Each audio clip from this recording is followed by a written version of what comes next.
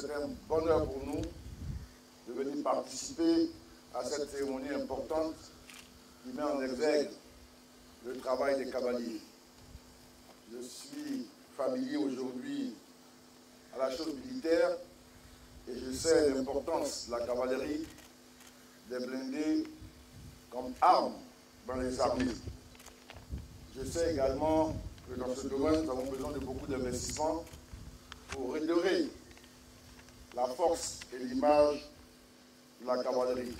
Vous pouvez compter sur nous pour vous aider à faire en sorte que la cavalerie retrouve toute sa place dans les armées de Côte d'Ivoire. Je sais aussi que votre saint patron était appelé le grand martyr ou pour d'autres le grand protecteur, parce qu'il a été le protecteur et les cavaliers ont été toujours les premiers protecteurs de la nation.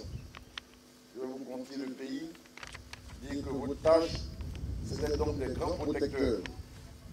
J'ai été très impressionné par le discours du chef de corps. Je disais au général chef d'état-major, c'est un discours qui est bien écrit, bien rendu, comme quoi les meilleurs rédacteurs se trouvent dans les armées. Je voudrais vous féliciter. Le chef d'état-major de l'armée de terre a fait quelques doléances. Il a souhaité avoir un gyroployeur. Donc je veux dire que dans quelques jours, on pourra remettre ce gyroployeur au chef d'état-major général afin que son unité en soit dotée. Il a également souhaité la réhabilitation du centre médical. Il n'avait pas de budget en tête, mais il m'a donné une fourchette entre 20 et 30 millions. Si c'est effectivement entre 20 et 30 millions, je m'engage, en tout cas dès la semaine prochaine, à commencer les travaux sur les lignes d'urgence du ministère, afin que nous puissions retrouver le centre médical du cas à Kouédo. En tout cas, merci de votre invitation. Je sais que c'est une semaine qui va commencer avec de nombreuses activités. Je vous souhaite une très bonne fête. Maintenant, je vais aborder le second volet de notre rencontre ce matin, qui concerne les départs volontaires. À ce sujet, j'aimerais ne pas répéter ce que le général chef d'état-major général a dit. Ce n'est pas une opération qui tombe du ciel. Ce n'est ni une invention du chef d'état-major, ni une invention du ministre de la Défense. Dans toutes les armées dans le monde, il y a un bureau de la reconversion. Pour que les militaires qui ont l'inspiration de faire autre chose aient la possibilité de le faire. C'est aux États-Unis, en France.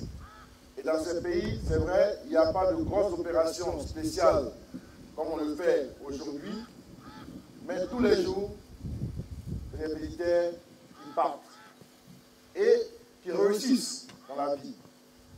Si vous allez sur Internet, vous allez voir de nombreux succès. Des gens qui sont devenus des milliardaires à partir des valeurs qu'ils ont acquis dans l'armée et qu'ils ont mis au profit de leur activité dans la vie civile. Donc c'est un principe qui est connu. Ensuite, en Côte d'Ivoire, ça a été intégré dans la loi de programmation militaire avec un objectif d'en faire au moins 4000 avant 2020, de sorte à retrouver, comme l'a dit le général, une pyramide d'âge et une pyramide des grades qui soit conforme aux exigences des armées modernes. C'est ce que nous faisons. La deuxième chose que je veux dire, c'est que ma présence ici marque la considération et le respect de la nation. Je viens vous apporter le respect, toute la considération du chef suprême des armées, le président de la République, son Excellence M. Alassane Ouattara.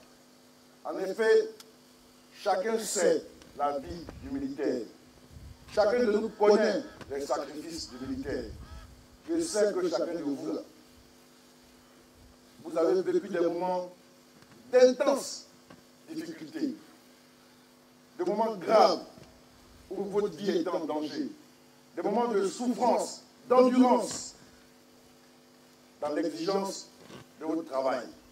Vous avez pris la garde sous la pluie, sous le soleil, vous avez fait des missions difficiles, vous avez aidé le pays, vous avez risqué votre vie, d'autres ont été blessés, certains de vos camarades ont payé de leur vie.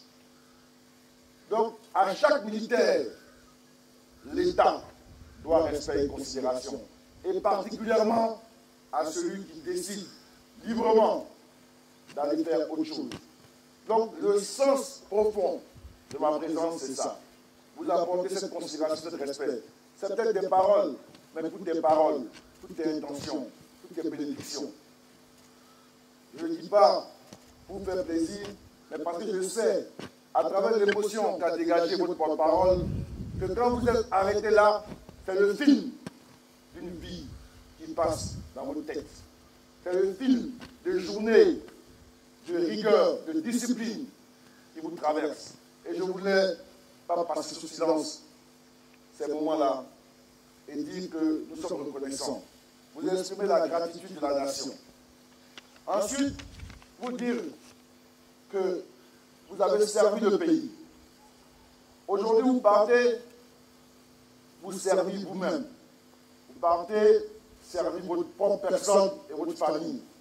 Le nom que vous portez. Des gens vous regardent, ils se disent, ah, c'est fini. Vous devez vous dire au fond de vous-même, c'est maintenant que ma vie commence. Vous devez être porté par un optimisme qui est puissant. Et c'est ça qui permet de réussir. Pendant 2-3 ans, vos camarades vous voient, ils disent, ah, Promo, tu es devenu quelqu'un. Et c'est possible. Parce qu'aujourd'hui, vous avez une prise d'incitation que beaucoup de gens n'ont pas eue avant de commencer leur affaire, leur vie. Et ils ont réussi. Donc, croyez en votre destin, croyez en vous. Ne vous sous-estimez pas. Ne gaspillez pas votre énergie, ne gaspillez pas cet argent. Je vous en supplie, ne gaspillez pas cet argent. N'allez pas ce soir dans les bars, les boîtes, allez déjà dépenser l'argent. Là, vous aurez échoué. Et si vous échouez, nous aussi, on va échouer. Parce que le but, ce n'est pas que vous échouez. Le but, c'est que vous puissiez être des modèles de réussite, des modèles de reconversion. Nous avons créé un bureau qui va vous accompagner, qui va vous encadrer. J'ai vu certains me dire, ah, monsieur le ministre, moi je vous posais des questions, qu'est-ce que tu veux faire? Il y en a qui me disaient, monsieur le ministre, je veux faire du transport. Oui, le transport a ses règles. Il faut apprendre. On va vous aider. Il y en a qui me disent, ah, je veux construire ma maison. Je dis, bah, attention, il faut bien planifier. Si tu construis la maison, il faut pouvoir avoir l'argent pour payer l'électricité, l'eau et vivre. Il ne faut pas finir de construire la maison avec tout l'argent et puis après, on ne sait pas comment on vit. Il faut donc un partage équitable. Il faut planifier votre investissement. Il faut faire conseiller par le bureau de reconversion. Il faut faire conseiller par des aînés, des amis qui ont réussi.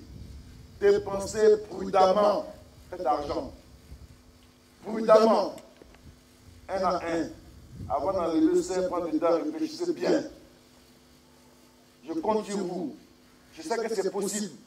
Et ce que vous avez appris dans l'armée, la rigueur, la discipline, l'endurance, l'engagement, sont des atouts que vous avez pour aller être les meilleurs dans la discipline. Et si vous réussissez, d'autres aussi viendront. Nous aurons une deuxième vague. L'année dernière, on avait 1 millier. C'est déjà la première vague, on a 2000.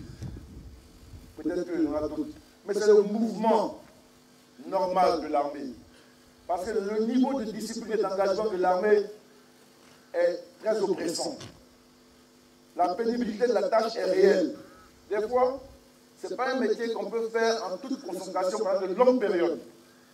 Après 10 ans, des fois 15 ans, on a envie d'autre chose. Et nous, ça nous permet aussi de recruter d'autres personnes, de donner la chance à d'autres jeunes qui sont vos petits frères, vos enfants, qui viendront aussi avec une certaine formation. Ça nous permettra également de mieux nous occuper de ce qui reste. Que nous n'avons pas réduit les budgets d'investissement. Nous n'avons pas réduit les budgets de fonctionnement. Donc, il y aura une meilleure qualité. Et si on s'occupe bien des militaires, l'armée sera un atout pour l'État, pour la République et pour la nation. Donc, ces conseils importants pour votre avenir. Je ne veux pas, demain, comme le disent les militaires qui sont partis, ne s'en sortent pas. Parce qu'ils ont tout gaspillé. Soyez des modèles. Vous avez servi le pays au risque de votre vie. Par la grâce du Tout-Puissant, vous êtes là. Vous savez que vous avez des compagnons qui n'ont pas eu la chance de survivre. D'autres sont blessés gravement. D'autres s'en vont parce qu'ils sont des malades, des grands malades. Mais vous êtes encore solides. Donc je veux que vous soyez un modèle de réussite. Nous ferons tout pour vous accompagner, mais votre destin, à partir de maintenant, est dans votre main. Mon général, chef d'état-major général, ayant dit ceci, je voudrais me retourner vers vous et vous féliciter pour le travail que vous abattez. Discrètement, avec calme, avec sérénité, l'armée est en train d'avancer, de faire sa mue, de se transformer. C'est ça l'efficacité. Sans bruit, laissons les bruits à ceux qui ont envie de les colporter. Concentrons-nous sur notre travail. Nous sommes là pour aider notre pays. L'armée est un outil stabilisateur de défense, de protection du pays. On ne doit pas s'amuser avec. On doit tout faire pour que l'armée soit un bloc. Et chaque jour, chaque matin, nous sommes engagés à faire ce travail-là. N'écoutons pas les bruits, les gens qui tournent autour, ce n'est pas important. Et j'apprécie votre sérénité, votre engagement pour une armée disciplinée, votre tolérance zéro pour les questions de rigueur et de discipline. Et c'est votre travail. Avant vous, il y avait quelqu'un d'autre. Avant moi, il y avait quelqu'un d'autre. Après vous et moi, il y aura d'autres personnes. C'est le mouvement du temps. Mais chaque génération, chacun doit faire sa part. Notre part, l'armée avait des problèmes.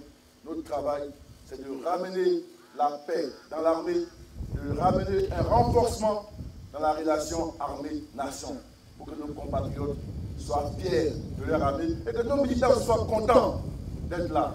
Je vois qu'il y en a qui restent. Ceux qui restent, il faut assumer votre choix de rester. Ça veut dire que vous avez encore l'énergie, la force de continuer dans la discipline.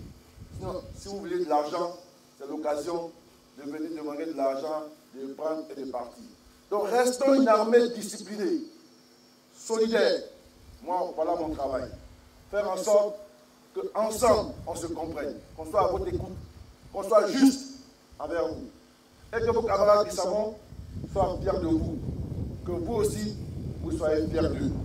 Voilà les paroles que m'inspire cette cérémonie, double cérémonie de célébration de la fête patronale Saint-Georges et du départ volontaire de 2168 éléments des forces armées de Côte d'Ivoire. Je souhaite que Dieu Tout-Puissant vous protège, vous donne aussi de la chance. Parce que vous pouvez faire tout. S'il y a la grâce de Dieu, Dieu peut accélérer, peut être un catalyseur pour vous aider à bien réussir votre insertion. Qu'il vous bénisse, qu'il vous protège. Je vous remercie.